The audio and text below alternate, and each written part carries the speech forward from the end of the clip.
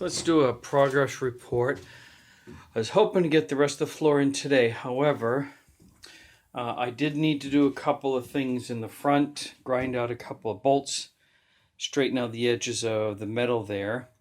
And I decided to fill in that bottom section to insulate that, sort of a sound deadener. There was no water in there, no evidence of it, so I did not need to do anything else in there. All the fiberglassing of the holes and corners are now sealed in. I have my insulation of floor cut for the next section, so my anticipation is tomorrow is to lay those two pieces down, glue them in, and then go right up to the front. And the other thing I was trying to decide, my brother and I sort of did a test walkthrough by holding up a piece of the insulation at this point here, because the floor of the bus comes out and then comes up towards me and then this way, as far as determining where my wall was going to be for going in and out. Now, it may not seem like there's very much space, but what we did is we took a piece of cardboard.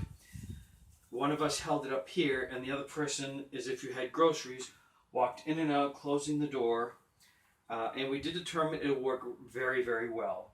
Even though it might look like a cramped space, it's going to be very easy to walk up, set the groceries in here, then close this door. And the reason for me that I need to do that is having pets that are indoor cats.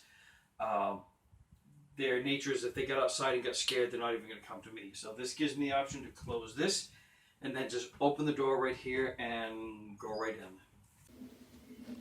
Alright, I got this last section to do right here, putting insulation down and then cutting the plywood to fit over that. It will come to this point here and we'll stop because there's going to be a wall right here.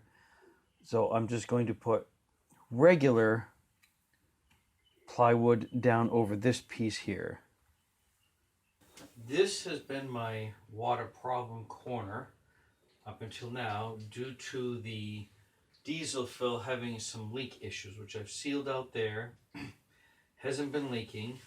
I have also done a layer of fiberglass mesh and liquid to seal.